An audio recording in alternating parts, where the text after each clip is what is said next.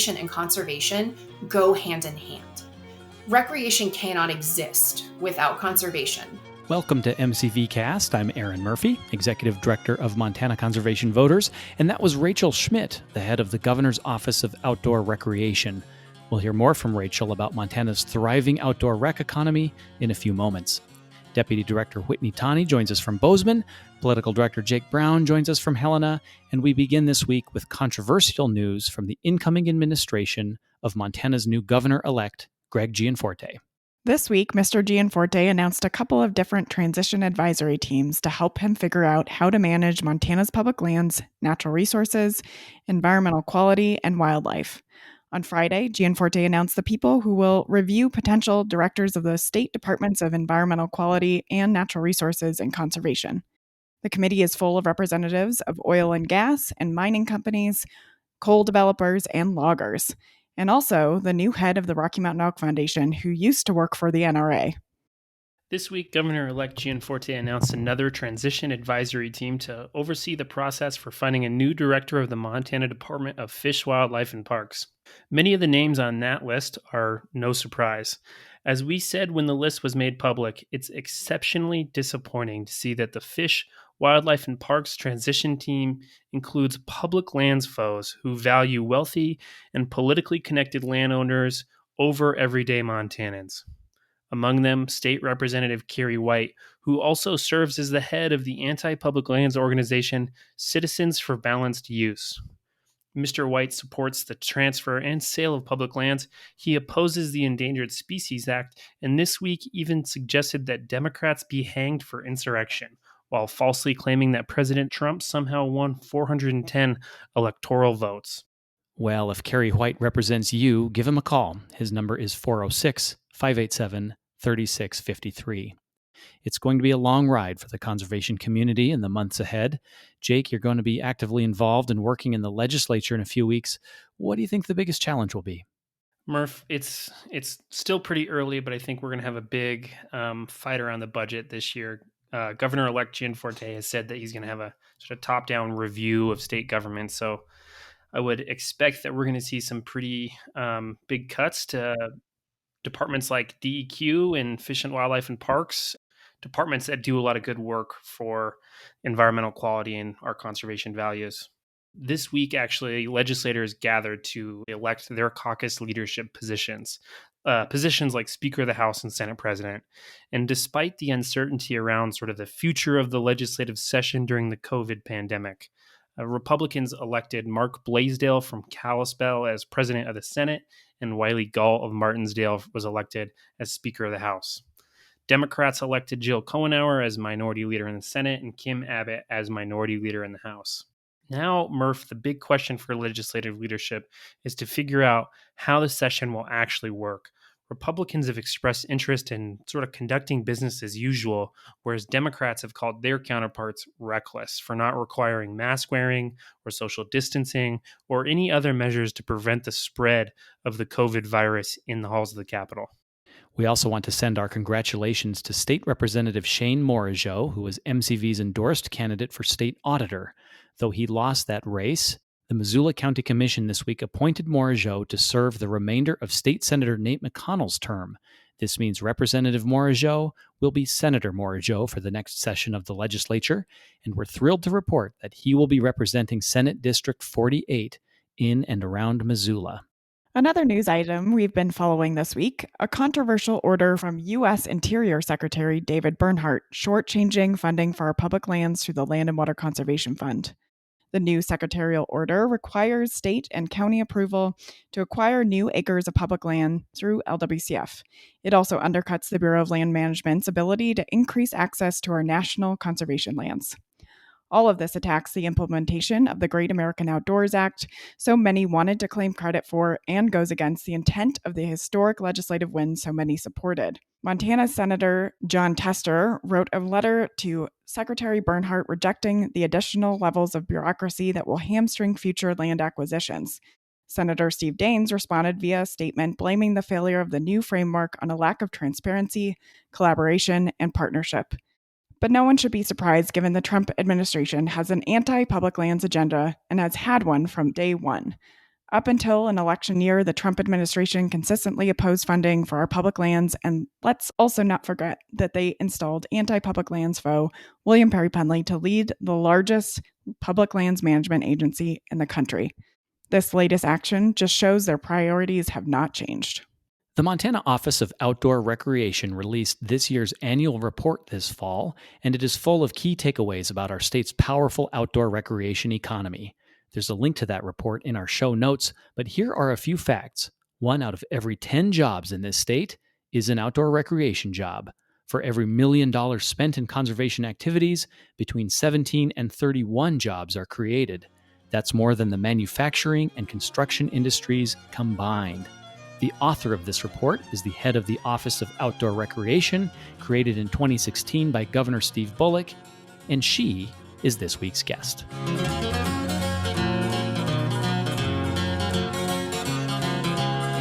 Today's guest is Rachel Schmidt of Whitefish. Rachel is the director of the Governor's Office of Outdoor Recreation. The office was created in 2016 by Governor Steve Bullock to advocate for the outdoor recreation industry and leverage its numerous benefits to the state. Rachel is a University of Montana graduate and worked in a variety of roles in the outdoor recreation industry, including her family's river rafting guiding service, skiing, fly fishing, and firearm manufacturing. Rachel, welcome to MCVcast. Hey, thanks for having me. Tell us where you're from and what you did before and what you like to do for fun.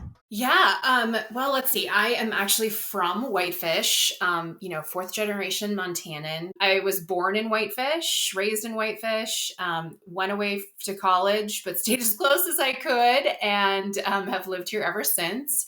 I traveled extensively throughout my career so far, and every time I come back, I'm like, yep, right decision, definitely belong here. So that makes me feel good. I worked in the organic produce industry. I worked in the ski industry and, the rafting, fly fishing, guiding industry, firearms industry. So it's kind of like this really well-rounded, package that one could never really, I don't think, plan to kind of look at and toss up. So when the governor decided he was going to create this Office of Outdoor Recreation, that's kind of how I got thrown in the mix. So let's talk about that role a little more with the Governor's Office of Outdoor Rec. What is it exactly? And then beyond that, what inspires you and what keeps you up at night? Offices of Outdoor Recreation first were created out of Utah.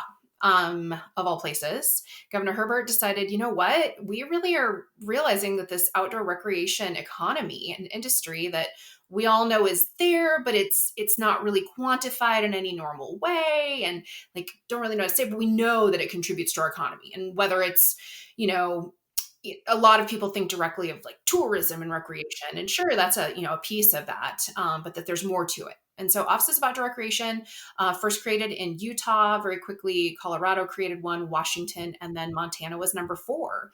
There's actually 17 Offices of Outdoor Recreation now in the U.S. Since I created the office here in 2017. We have an organization called the Confluence of States. And so that is actually a partnership of all the Offices of Outdoor Recreation across the U.S.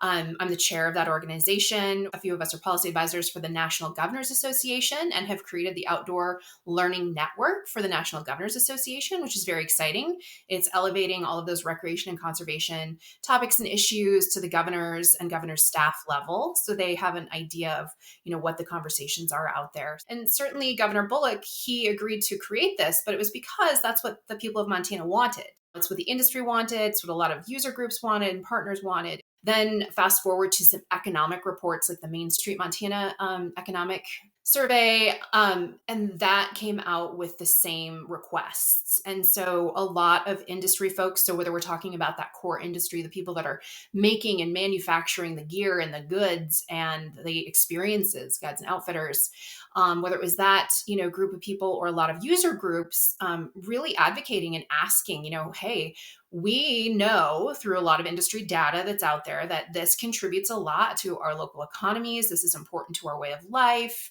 So it was advocacy on behalf of all the people, and Governor Bullock agreed to create it. So that's why you've got me here.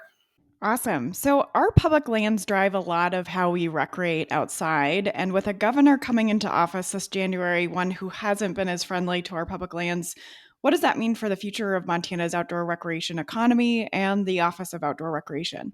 Offices of outdoor recreation have actually been around for quite some time now. I think in Utah, we're going on almost 7, 8 years that Utah has had an office. And other states now have gone through actually quite a few different administration changes. Their track record so far is that every state keeps these offices, and these offices continue to work on behalf of the economy. It's just really a trend that's taking over the US. We now have very, very specific data from the federal government, from the US government, from the Bureau of Economic Analysis. And actually, you guys are the first ones I get to talk to about this one because they just revealed the 2018 and 2000 numbers as far as the impacts of recreation on Montana's economy. And what for years was going on is that many trade organizations like Outdoor Industry Association and others, National Shooting Sports Foundation, they do their own economic studies and they go out and figure out, how do we contribute to the economy? Because sure, we're something that provides people happiness and joy and inspiration and health, but we talk about it intrinsically like this is good for us, this is the right thing to do, and there was no talking apples and apples when it came to what policy and decision makers look at when it comes time for them to educate themselves on making those policies and laws, etc. And so what happened is the Bureau of Economic Analysis, they developed what's called a prototype satellite account of outdoor recreation on the national economy. So what BEA, Bureau of Economic Analysis, does is, they're the ones that calculate GDP for the United States. And everybody across the world understands what GDP is. They understand what taxes are on local and national level, understand what job creation is and how many jobs, understand employment figures, whether it's added value, consumer spending. So this is the vocabulary that kind of everybody is used to talking about when it talks about segments of the economy. Well, starting in 2018, 2019, and now in 20, we now have about 2.5 years of national and now state data as far as the impacts of recreation, the whole recreation economy. A lot of it experiential, a lot of it DIY, a lot of it guided, a lot of it creating the gears and the goods. We have those numbers. And Montana, and the newest numbers, BEA contributes, I believe the new number is 4.7% of Montana's GDP is contributed to outdoor recreation. And that's very large. On a national level, the contribution is, I believe, 2.2% is where that sits as far as the GDP contributed on a national level. BEA is very quick to point that is significantly larger than many of the segments of our economy that we consider some of the most important and that drives, and fuels the economy. So we really have this powerhouse of an economy. Montana is ranked number 3 as far as the percentage of GDP in its economy. You've got Hawaii and then Vermont and then Montana. And so we have this, very diverse economy. We've got a huge portion of that economy, reliant on this. And so just from a pragmatic standpoint, if this is a powerhouse industry and a powerhouse piece of your economy, clearly that is something that everyone is going to want to look out for and do the best they can to grow and enhance that sector in a responsible and good way. I'd like to dive into that a little more. So the numbers that many of us are familiar with come from the Outdoor Industry Association, which basically says the outdoor recreation economy in this state boils down to $7 billion a year in economic activity, 70,000 direct jobs.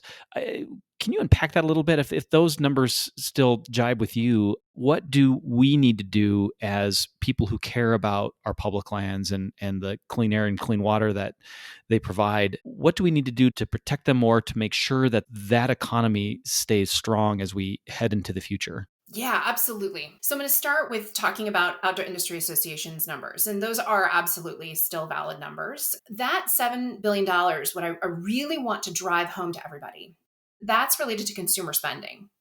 And a ton of that is consumer spending of people out and about doing things they enjoy, not just purchasing gear and goods. It's experience and goods. But the piece there that's really vitally important is that half of that $7 billion, approximately half, is certainly from non-resident visitors. So what's the latest number? About 13 million people come to Montana and spend about, what, if we tossed up that way, around $3.5 billion on recreation related activity. The other 3.5 is spent by 1 million residents of Montana. Half of that spending is us as Montanans spending money on our way of life. It is what we do, recreation. It's proven time and time again in you name it survey, you name it study, that, I think the latest one is like 98% of Montanans feel that outdoor recreation is vitally important to their way of life. There's so many people that, you talk to somebody in some areas of the state and it's like, oh, hey, what do you enjoy for outdoor recreation? They're like, oh, I don't recreate. I'm like, wait a minute, you don't recreate? Well, no. I'm like, well, but you hunt and you fish. Oh, well, but that's just what we do. And so it's this like mental frame of mind that we've got, that it's such an integrated part of our lives. We don't even think about it as outdoor recreation, which I think is amazing. Recreation and conservation go hand in hand. Recreation cannot exist without conservation. And why I say that very easily is somewhere along the lines, really conservation, it ends up being conservation and stewardship is literally the maintenance of the infrastructure that supports this powerhouse of an economy. So by us looking out for open spaces, view sheds, healthy habitat, whether it's aquatic or terrestrial, looking and making sure that we have, good, sustainable, healthy access, that we have appropriate opportunities to go do this.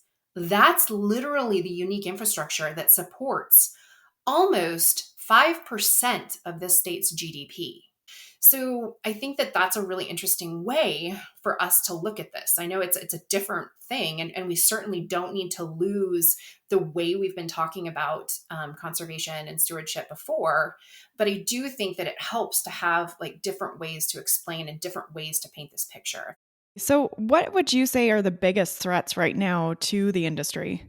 I guess that, outdoor recreation industry, so what I call the core industry, is the gear and the goods manufacturers, the experience manufacturers and guides and outfitters, retail. So they function very, very similar to many other industries, right?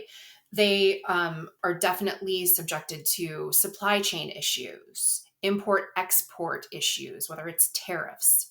So in many ways, this industry does, experience everything that every other manufacturing experience industry in the US.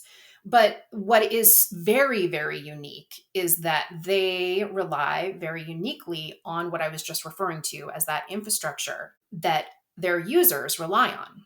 And so all of these folks, whether it's Mystery Ranch Backpacks, whether it's Kenetrax, whether it's the retailer, REI, all of these folks understand that if their consumers have no place and no space, or do not feel welcome out recreating in whatever they choose to do, they understand they don't have a customer base and they don't have a thriving industry or a business.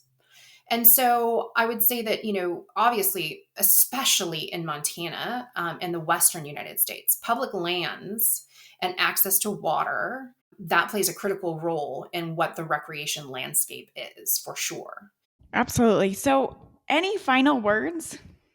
The Office of Outdoor Rec, this is a phenomenon, I should say, that is growing, and it's like an arms race of goodness, which is just awesome to see. And the reason I say that is one of the most recent states to create an Office of Outdoor Recreation is New Mexico. And with New Mexico's office came a staff of 3 and a yearly grant cycle budget of $3 million just to focus on diversity, equity, and inclusion in the outdoors, to make sure that everyone, because we all jointly own all of this public land together, it's an initiative to make sure that we're all out there as best we can to experience it and love it and take care of it. So you just see these new offices coming on board, and they're just, better and better. Utah then doubles down and they create, they'll put more money. So I think they have $8 million 2-year grant cycle for recreation infrastructure, maintenance, and creation, because they know that this is investment in economic diversification in rural America.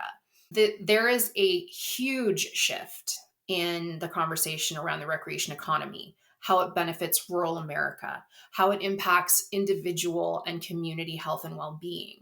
And it is a common conversation now. It has been elevated, and that's through the work of all of our offices. First there were 8 of us through into about middle of 2018. And then, now there's 17 of us, and understanding the connectivity that we provide.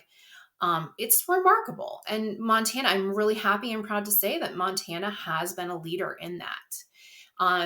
And so I'm very much looking forward to see how we continue to lead the way and innovate, because that's the history and the track record that Montana has in all sorts of ways, through resource conservation, through, economics, like you name it. So I'm really excited to see, how we can, work for the greater industry and economy, and really what we're all passionate about and care about in the future. Well, we're excited about that too. Rachel Schmidt is the director of the Governor's Office of Outdoor Recreation, joining us from Whitefish. Rachel, thanks for your work and thanks for joining us today. Thanks so much for having me.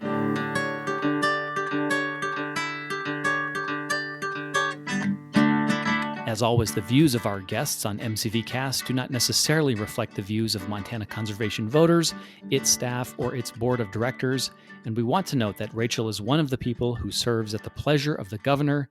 It is unclear who Governor-elect Gianforte will appoint in that position, if he decides to keep the office at all. Either way, we will let you know when we know. Former Montana Congressman and Interior Secretary Ryan Zinke had potential criminal charges deferred by a Trump-appointed Deputy Attorney General, as reported by the Washington Post. The criminal charges against Zinke would have been for lying to federal investigators about a number of murky ethical issues with Zinke's time at the Department of Interior, but specifically around his decision to not grant a petition to allow 2 Indian tribes to operate casinos off reservation land in Connecticut. Because the Deputy AG, Jeffrey Rosen, deferred moving forward with the criminal charges, the future of the case is unclear. The new administration could decide to pursue the charges, but time the case stays open typically makes the case weaker. We'll keep our listeners up to date with any new information about Montana's former congressman. In the final months before the Trump administration is no longer in power, they're continuing to forge ahead with their energy dominance agenda. This week, the administration began the formal process of selling leases to oil companies to drill for oil and gas in the Arctic National Wildlife Refuge in Alaska. The prized 19 million acre refuge has mostly been untouched by people and is home to the caribou, migrating waterfowl, and already dwindling populations of polar bears. The refuge is also sacred land of the Gwich'in tribe. The move is a clear violation of public trust. Thankfully, President-elect Joe Biden has already vocally opposed drilling in the refuge and will do everything possible to reverse the leases after he is inaugurated January 20th. Next week is Thanksgiving week, which means there will be no episode of MCVcast, but we'll be back with our Season 3 finale the following week on December 4th. Here's where we note that Tuesday, December 1st is Giving Tuesday, and we appreciate you keeping MCV in mind when it comes to your year-end giving. From all of us at Montana Conservation Voters, enjoy the Thanksgiving holiday safely. If you're enjoying a meal with loved ones via Zoom, well, no, we're doing the same. We wish you health and happiness. And we leave you today with the sounds from Yellowstone Public Radio. Reporting on the most recent tribal election on the Northern Cheyenne Reservation, members of the tribe this week voted for several open seats in their government. All of the newly elected leaders are women. We all come from women, and so now is the time that we honor them as our leaders across every office. For the first time ever, as the Northern Cheyenne Nation, we will have a Cheyenne president, a Cheyenne vice president, and all 5 Cheyenne tribal districts. They will all be led by women.